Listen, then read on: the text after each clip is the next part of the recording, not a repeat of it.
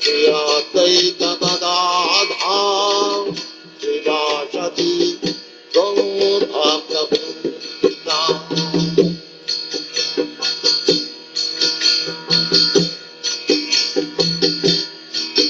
Hare Krishna, Krishna Krishna, Hare Hare, Hare Rama, Rama Rama, Hare Hare. Hare Krishna, Krishna Krishna, Hare Hare, Hare Rama, Rama Rama, Hare Hare. Hare Krishna, Krishna Krishna, Hare Hare, Hare Rama, Rama Rama, Hare Hare. Hare Krishna, Krishna Krishna, Hare Hare, Hare Rama, Rama Rama, Hare Hare. Hare Krishna, Krishna Krishna, Hare Hare, Hare Rama, Rama.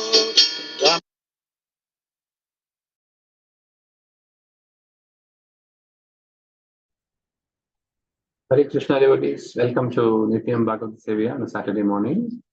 Today we will be playing a recording of the class given by His Grace Shikshastakam Prabhu, and this will continue from Srimad Bhagavatam, Canto 5, Chapter 2, which is titled The Activities of Maharaja Agnidra. Today we'll be covering verse number 7. I just started. Hare Krishna.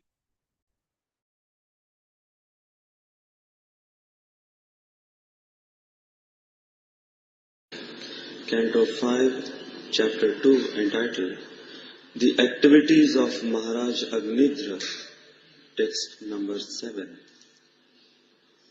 Ka tvam chikirshasa chakim munivarya shaile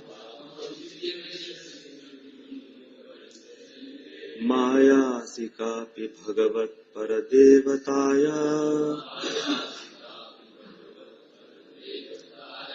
विजय विभर्ष धनुषि सुरदात मनोर्थे किं वा मृगान् मृगयसे विपिने प्रमत्ता का त्वं चिकीर्षसि च किं मुनिवर्य Shelley मायासि कापि भगवत् परदेवताया विजय विभर्षि धनुषि सुरदात मनोर्थे किं वा मृगान् मृगयसे विपिने प्रमत्तान्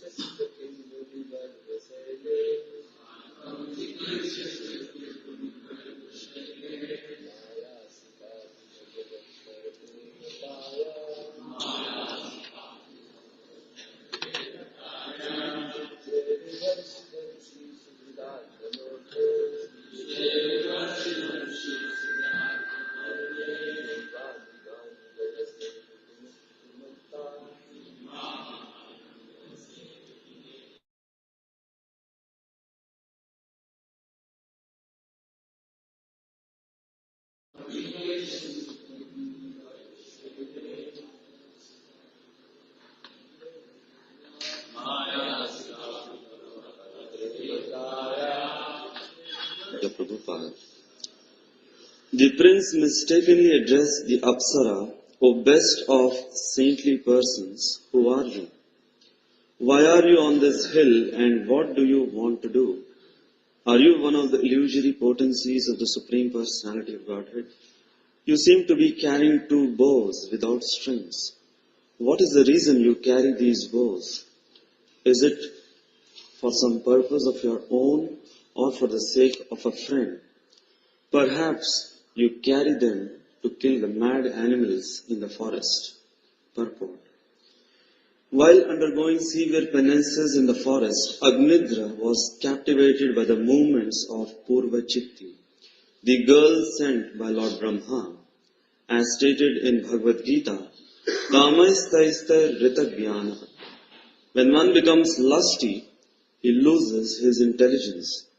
Therefore, Agnidra, having lost his intelligence, could not distinguish whether Purva Chitti was male or female. He mistook her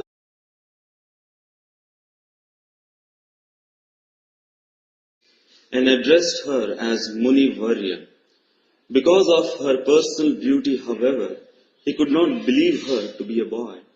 He therefore began studying her features.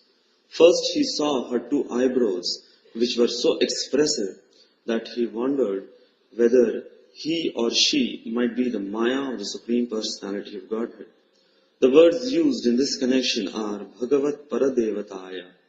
Devata, the demigods, all belong to this material world, whereas Bhagavan, the Supreme Personality of Godhead, Krishna, is always beyond this material world and is therefore known as Paradevata.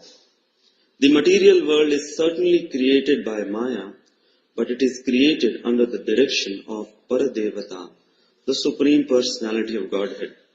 As confirmed in Bhagavad Gita, Maya Dhakshena Prakritihi Suyate Sacharasharam. Maya is not the ultimate authority for the creation of this material world. Maya acts on behalf of Krishna. Purvachiti's eyebrows were so beautiful that Agnidra compared them to bows without strings. He therefore asked her whether they were to be used for her own purpose or for the sake of someone else. Her eyebrows were like bows meant to kill animals in the forest. This material world is like a great forest, and its inhabitants are like forest animals, such as deer and tigers meant to be killed. The killers are the eyebrows of beautiful women.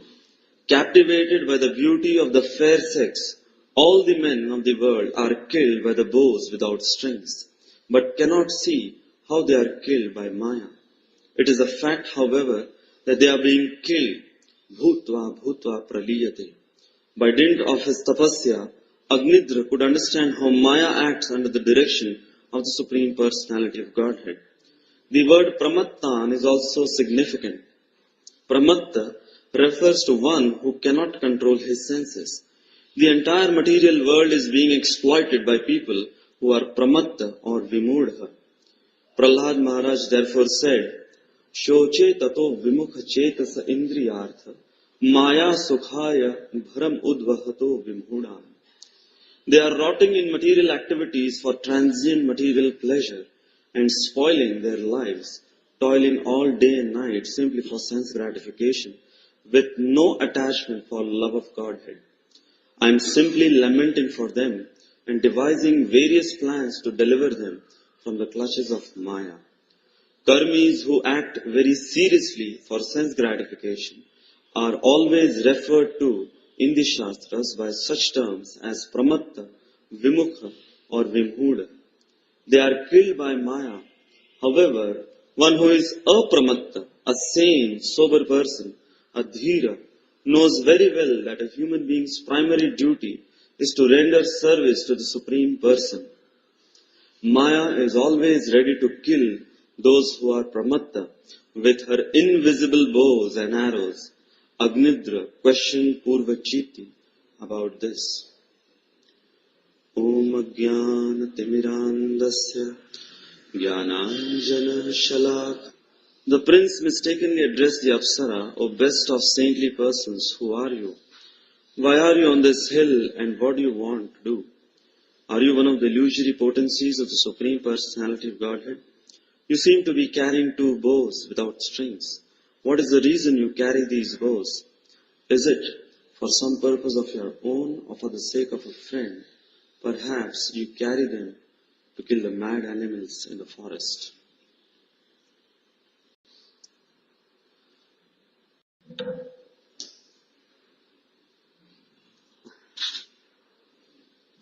Although the description of this Apsara Purvachiti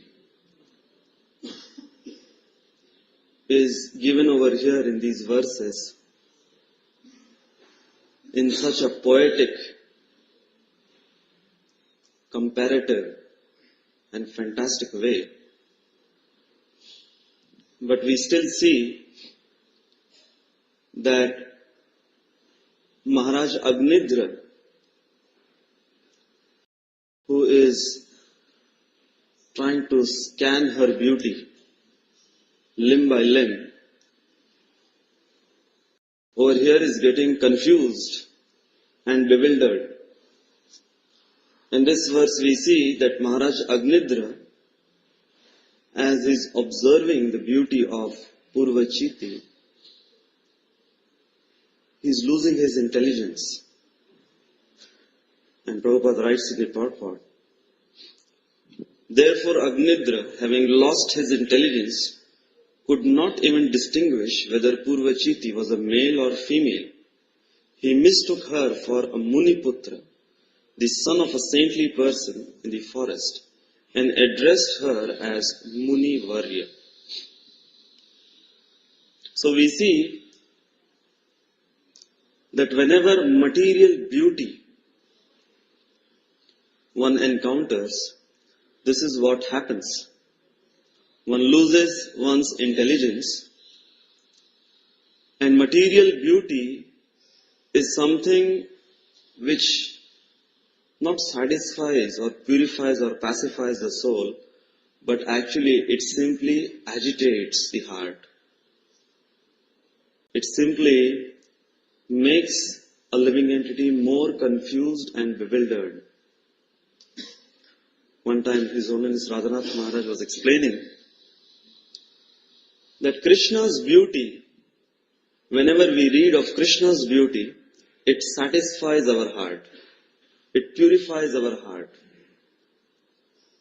But whenever we come across any kind of material so-called beauty, that beauty, it agitates our heart. It doesn't satisfy the heart. It's agitative. It is not satisfying.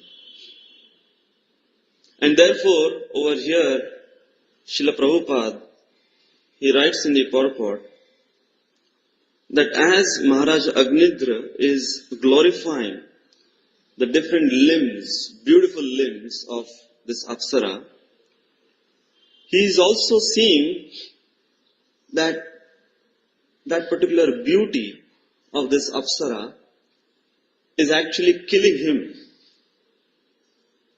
As here in Prabhupada writes later in the purport, Purvachiti's eyebrows were so beautiful that Agnidra compared them to bows without strings.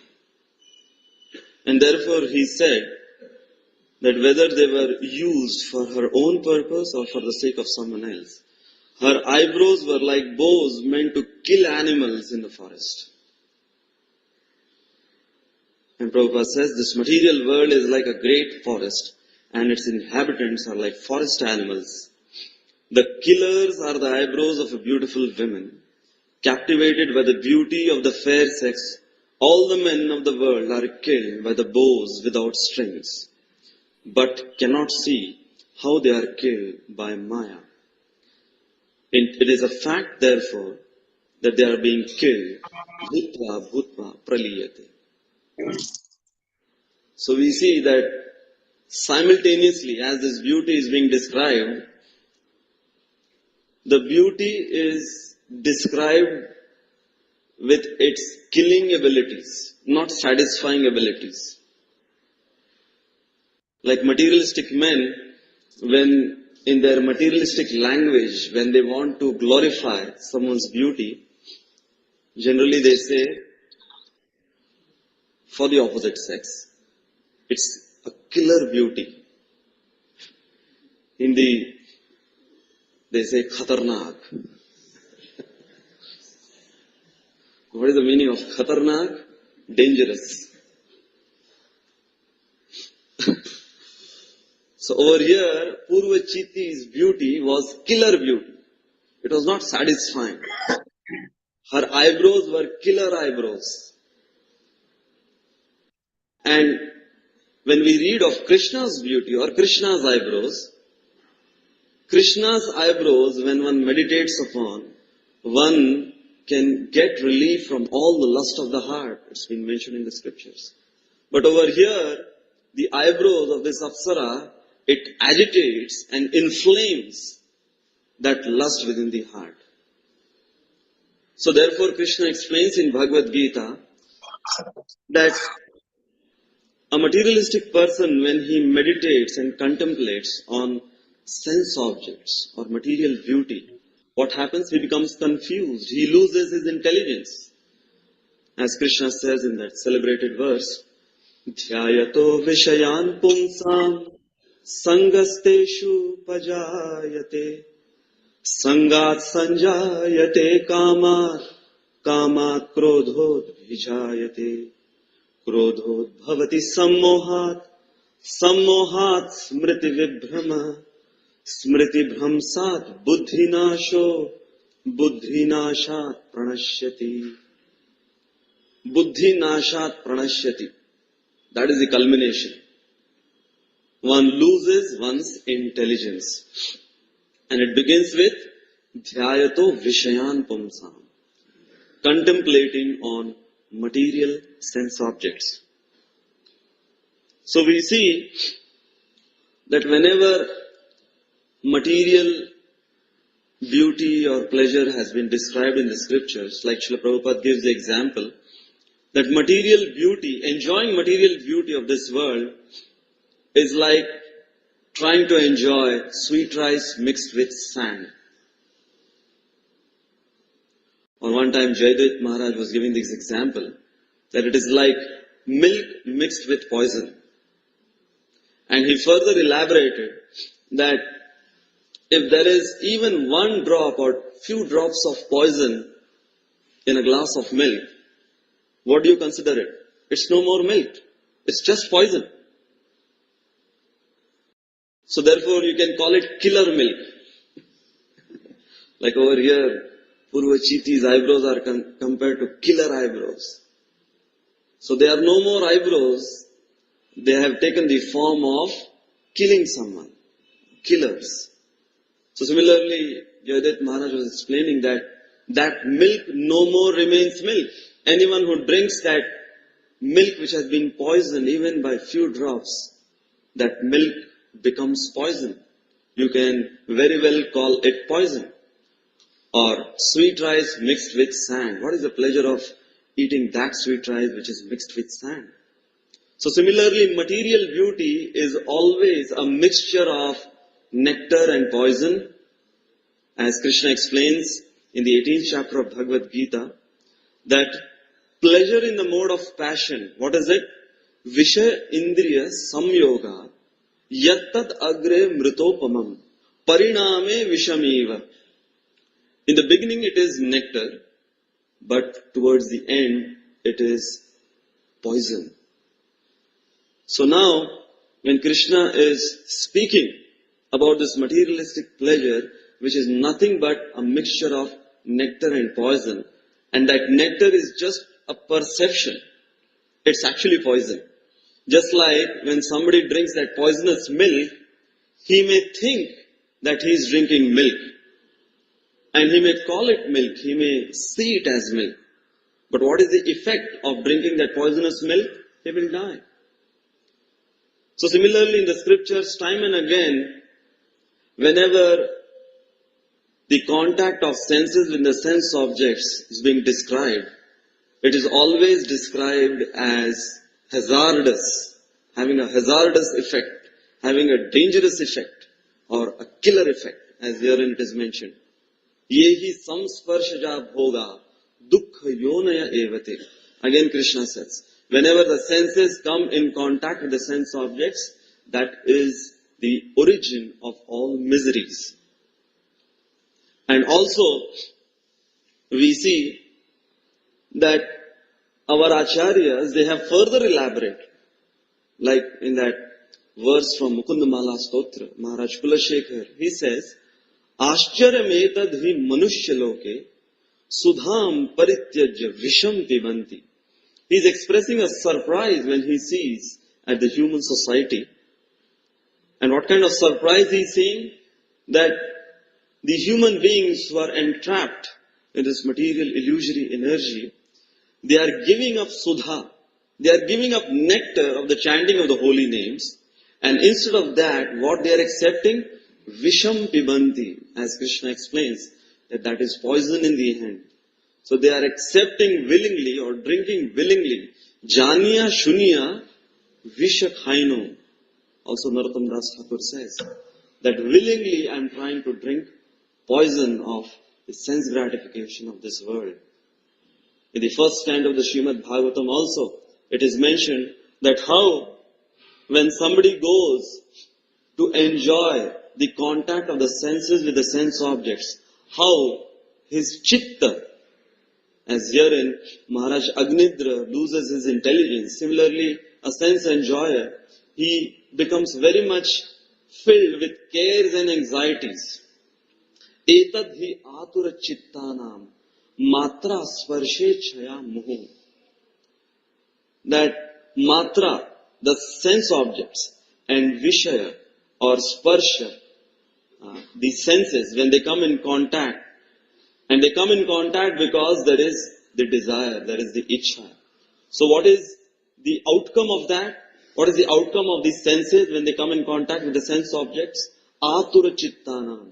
The chitta becomes atur, full of cares and anxieties. It doesn't satisfy the chitta. It becomes very much filled with bewilderment, confusion and agitation. So therefore we see that conditioned living entity who is trying to just squeeze out some kind of pleasure, because this is the nature of every living entity, to seek for pleasure, to seek for ananda, anandamayo bhyasa. It is said that every living entity, he lives for two purposes. One is something to do and someone to love. These are the two purposes for which every living entity is living or just pursuing any kind of activity. Something to do and someone to love. Something to do for someone. And that someone might be one's own self or might be one's extended self. So therefore, we can categorize materialistic lifestyle of a conditioned living entity in three characteristics: material relationship, material beauty, and material pleasure. So people who are entrapped by this illusory energy, they get into material relationship because they are attracted by the material beauty of someone, and the outcome of that and the culmination, what they want is material pleasure. And the scriptures, and not just scriptures, but all around us in this age of Kali Yuga, we can see that there are umpteen examples of people who got into material relationship, attracted by material beauty, for material pleasure, and how their attempts were futile. They were baffled in their attempts to enjoy all of that. So as far as material relationships are concerned, in the Srimad Bhagavatam we have the example of Maharaj Chitraketu. Maharaj Chitraketu, who was such a king, he had such opulence, such grandeur. He was practically ruling the entire planet Earth and had how many wives? Practically the whole Mumbai city would not be sufficient in its population. Those many wives Maharaj Chitraketu had, 10 million. But with all of that enjoyment, he was miserable. Sand and sweet rice. A mixture of sand and sweet rice again. Milk and poison. In fact, the son which he got later on by the blessings of Angira Rishi, the name itself signifies sand and sweet rice. Harsha Shoka. Nectar and poison. Harsha in the beginning and Shok in the end. As herein we see Purvachiti, her eyebrows are glorified by Maharaj Agnidra, but Maharaj Agnidra is becoming fearful. Are these eyebrows who are compared to bows you are using to kill someone? So in Maharaj Chitraketu's case we see that his very son, Angira Rishi, he named him and warned Maharaj Chitraketu that this will be the cause for your jubilation and lamentation. Harsha and Shok, sand and sweet rice, milk and poison both mixed together. So we see in material relationship how initially those relationships might appear as nectarine, but ultimately it turns into and takes a poisonous effect. I was listening to one lecture of Devamrit Swami, and he was explaining in that lecture that his brother, who was a graduate from Harvard University and got married to another graduate from that university, kind of love marriage or whatever marriage. So he had now very high and rosy expectations of his future married life ever after, as they say. So as soon as he got married, the wife, who was also a graduate from that Harvard University, she made some rules of living in that house. And because she was also a graduate, she wanted to pursue her career further, even though she was married. So she said that the first rule is, I am not going to cook in the house,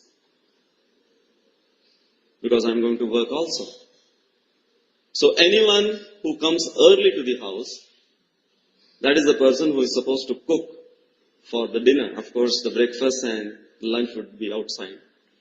So this husband, he had some nice expectations that when I come home from my job, I'll be having my favorite palatable dishes which will be served out in a loving way. Then maybe I'll have some physical intimacy and then go to sleep and then again pursue my career. But over here, the first rule that I'm not going to cook because I do have a job. And then she said, no more babies. Of course, they didn't have any, so no babies, but no more babies, no babies at all.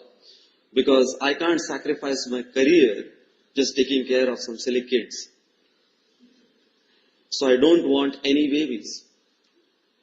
So now, this poor husband, he would make sure that he would come a little late so that at least, he would not have to come home and cook for someone or do that extra thing also, extra labor also.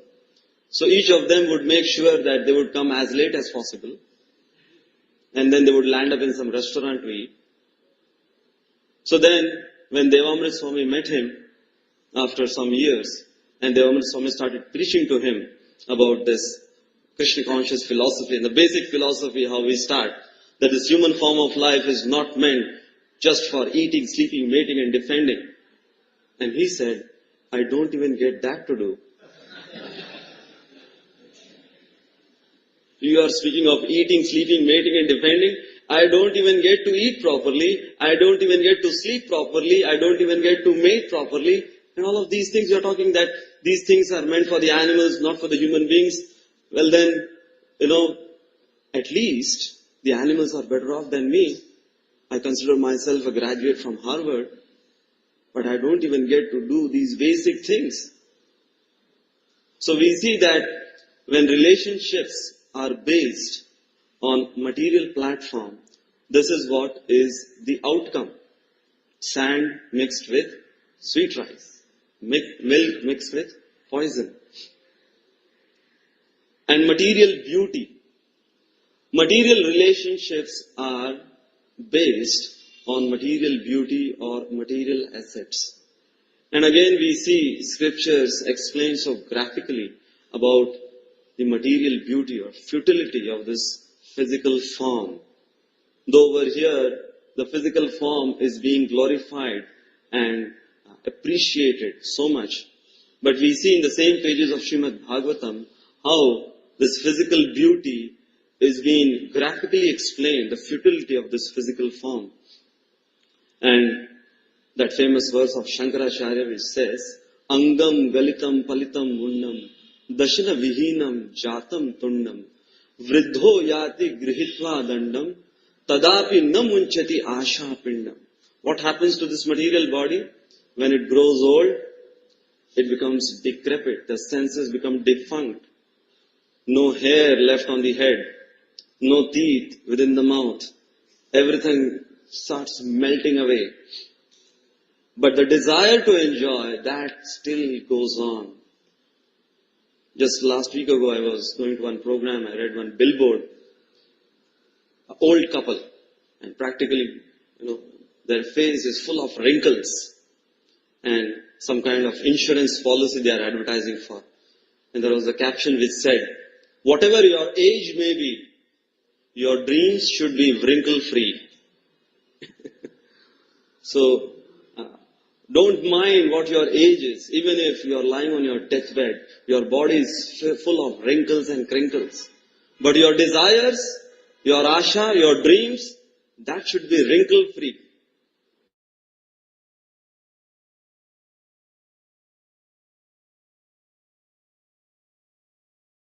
Which has been spoken so heavily also. And it's not something which we have to hear about. This is something which we can see in our own lives and which we can see in everywhere all around us. That this material beauty is so futile. Again, one time His Holiness Radhanath Maharaj was explaining that this physical beauty, initially, which appears to be very beautiful like a fresh grape, later on it turns into a dried raisin. So that is what this material body, it turns into. Kshana Bhangur, in the Srimad Bhagavatam 11th canto, this material body has been addressed as Kshana Bhangur. Dehinam Kshana Bhangura. What is the meaning of Kshana Bhangur? That at any moment this body can be finished. And our acharyas explain that another meaning of Kshana Bhangur is that at every moment this body is dying. One is that at any moment this can die. And the other meaning is that at every moment, moment by moment, this body is melting away, it's drying. This is material beauty. And this is something very ironical about death. That death is the most surest of all things. As we say, there is nothing more sure than death. But there is something which is very much uncertain about death. And what is that? When will it come? So one thing about death, that it is the most surest of all things. But something about death which is most unsure, which puts every living entity in such a fearful situation, is the time of death. When will it come? Recently I was talking to one medical representative, one of our devotees, and he was explaining to me about different diseases of the body, like hepatitis, rabies and like that. So he was explaining that certain diseases, they attack only certain part of the body. Like hepatitis, it attacks only the liver. Rabies, so I was asking him about rabies, this disease. He said rabies, it attacks only the brain. So when a dog bites someone, and generally dogs, they bite lower part of the body, on the legs. So the virus has, some time to reach the brain. So the doctors, they can stop the passage of the virus to reach the brain before it attacks the brain. And he said that a dog who is a rabic dog lives only for 7 days. a dog who has got rabies, he only lives for 7 days, and within those 7 days, if that dog bites someone, then that human being also dies. It's a fatal disease. So he was saying that a month ago, here in Dadar, a big corporator, very well-to-do, good family, just one son, loving son within the family, and they had a pet dog. So what happened, one day, the son was playing with a pet dog, not knowing that that pet dog had rabies within him. The dog was carrying that virus of rabies and was just supposed to live for those 7 days. So within those 7 days, one of the days, the son was playing with the dog. And as the nature of the dogs are, they start licking the body of the master. So the dog was licking, and the dog started licking this son's cheek. And he had some kind of boil, some kind of acne or pimple. And because of the licking of the dog, it got burst. And immediately, the virus of that rabies entered into the bloodstream. And how much time it required to reach the brain from here? Within moments, that son, he was dead on the ground. Within moments. So that dog, which was kept in the house for the security of the family members, that dog turned out to be the cause of the death of one of their most loving family members. So this is material life. So material beauty is something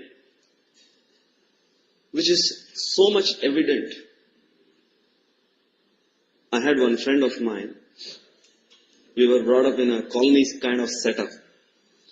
And this particular person, he was a kind of scholar, good looking, from a good Brahmin family. So because in a colony you know everyone, everyone knows you. So there was a very beautiful looking girl in that colony whom he had a crush on, as they say. So everyone was practically after her, trying to win over her. And this particular person, finally, he succeeded. And he won the trophy. And then he was just, roaming around, showing that trophy to everyone that finally I have won over her. And then again, he had all those rosy expectations of future married life.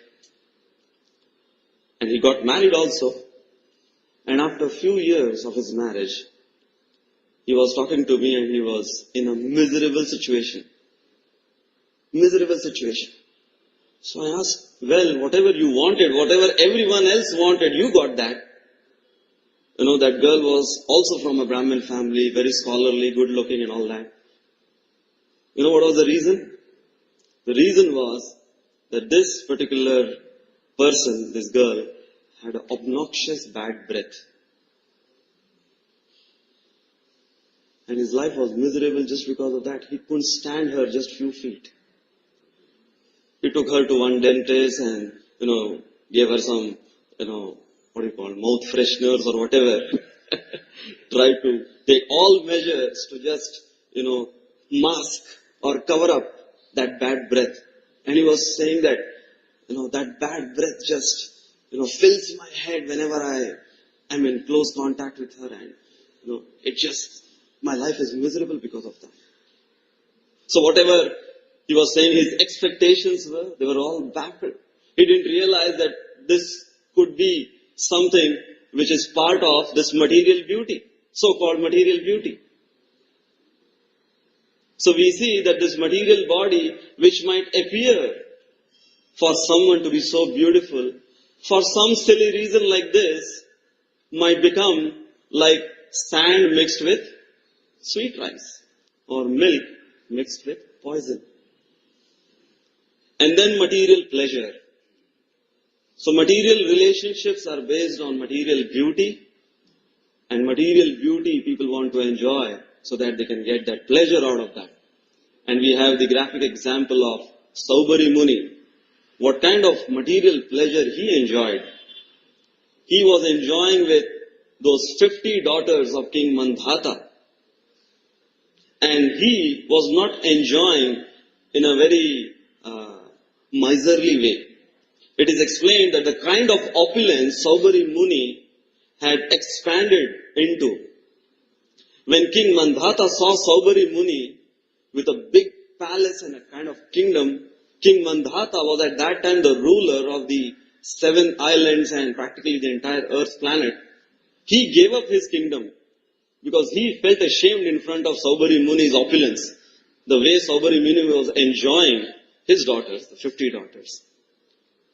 And the Srimad Bhagavatam explains that after enjoying for so many years all that sense pleasures, Saubari Muni one time was sitting alone and he was thinking and reflecting back what he was doing when he was under Jamuna doing all those spiritual practices and what has become of him now. So in one verse, Saubari Muni is speaking to himself. Aho imam pashyata me vinasham tapasvino satcharita vritasya antarjale vari chara prasanga prachyavitam dhram chiram dhritam yat. He is saying that I was doing this tapasya, satcharita vritasya. What kind of charitra I had? What kind of vrata I had taken? Antarjale. Within the waters of Jamuna I was performing these austerities. Chari vara prasanga. But I saw 2 fishes coming and enjoying that pleasure. And I was completely bewildered and I fell from that position. And then, this is something very significant, which he is saying, and it has come in the pages of Srimad Bhagavatam for all time, for everyone to read. He says that everyone now should observe my fall down and should learn from it. He is saying that openly.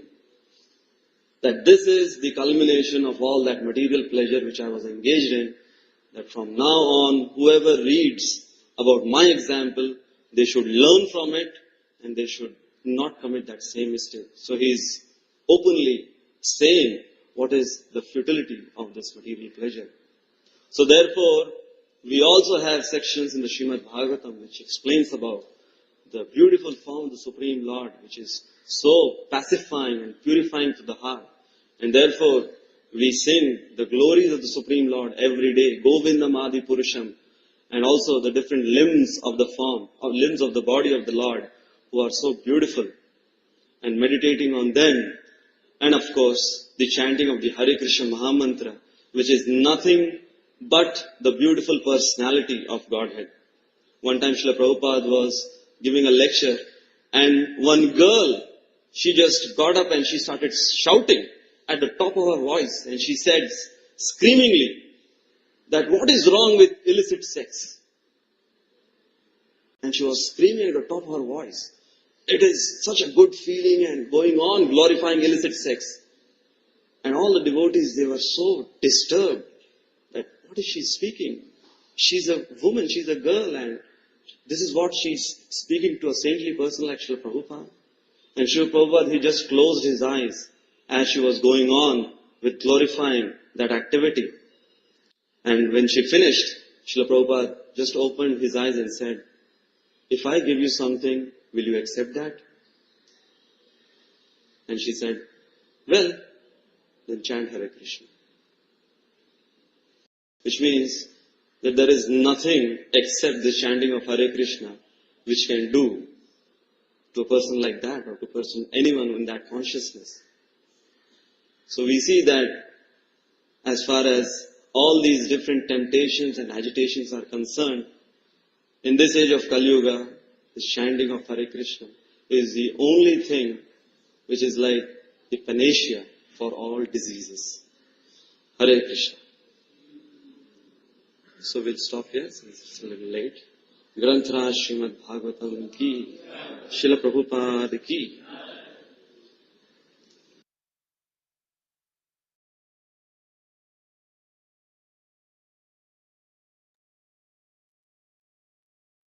Hare Krishna devotees. That was a wonderful class by His Grace Shikshastakam Prabhu. Few points that really struck me in terms of how the material beauty agitates our mind, our heart and mind, and Krishna's beauty actually satisfies our heart and mind. And he talked about, beauty is actually here. Here is actually described as, it has a killing abilities. That is a killer eyebrows and everything. He was talking about that. And he compared it to the milk mixed with poison, as well as the sweet rice mixed with sand. He gave various examples.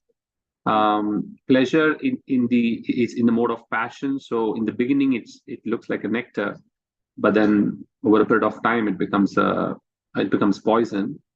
And he talked about it is more of the perception which actually comes across as, it shows us as nectarian, and he gave several examples for that as well. And he actually said it as equivalent to rejecting the holy name and taking up poison. He was comparing with that. And how he also, from a sense enjoyer perspective, he said how the chit becomes filled with, it is just, filled with anxieties on this. And he also just touched upon a particular point which talks about the purpose of life. It is something to do and someone to love. And this could be wonderfully done when we are in Krishna consciousness. He explained about in material, it's only three particular things in anything which you would have is relationship and beauty and pleasure. And he gave the example of Chitraketu, where, it was clearly example, despite all the things which he had, it only added to his anxieties. He talked about how Tanas Maharaj talked about fresh grapes becomes a dry raisins. That is all its beauty compared to. And he talked about the Chana Bandhu, where there is nothing more sure than death actually. But we think that this particular body is going to be there forever. And he was talking about, though there is nothing more sure than death, it is still unsure as the time of death. And he gave various examples of that as well. And finally concluded to say that the Lord's beauty actually purifies us, and chanting of the holy name is most glorious. So let me just open the lines for any realization or comments. Hare Krishna.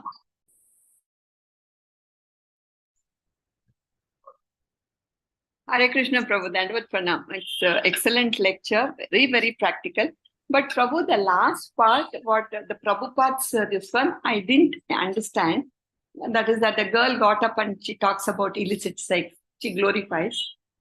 And Prabhupada was closing the eyes, and then once she finished, he said that I can just give you one thing which can help you. And he talked about chanting the holy name.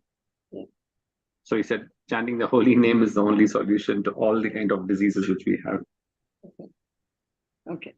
Yes, Prabhu. Thank you, Prabhu. Thank you, Maharaj. Hare Krishna, Prabhu. Dandavad Pranam. Thank you for the wonderful class. Thank you, Prabhu. I should give all credit to Shankarsan Pray Prabhu. He actually chooses all these particular classes. I think it was just amazing. Thanks for highlighting that. Thank you.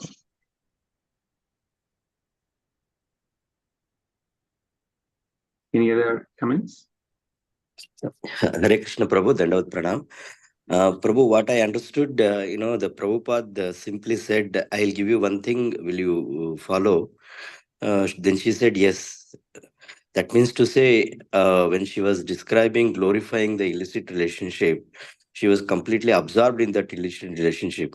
So, Prabhupada wanted to give medicine for that. Probably that is with the intention of, coming out of that illicit relationship is the one Hare Krishna Mahamantra. That's what I understood, Prabhu. Yeah, because finally, it's the same thing, because ultimately he said it's only the chanting of holy name can actually bring us back to our proper senses. Yeah. Take away all the disease of, when you say disease, all material disease, of beauty and fame and everything which you have. Yeah. It's very difficult to come out of it. Yeah. Yes, Prabhupada. Prabhupada's conscience was so clear that what I understand is that instead of defending her statement, Prabhupada gave the medicine for that straight away. Yeah. Yes. Thank you, Prabhu. Hare Krishna. Thank you. Hare Krishna, Prabhu. Like leaving the lower nature and getting attached to the higher taste. No, Prabhu? Yeah, that's right. That's right. Thank you, Prabhu. Something which is more temporary and whatever it is, it doesn't help us. Yeah. Thank you.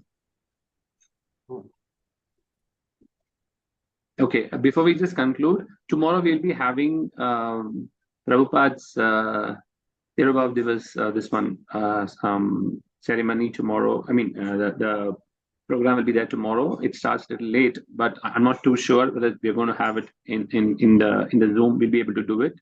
So I just wanted to let people know. I mean, devotees know that they can come in person. That'll be better. If there's any change, we'll let you know. So we just conclude today's Vaishnava. Today's session. Only request for a Zoom session, if possible.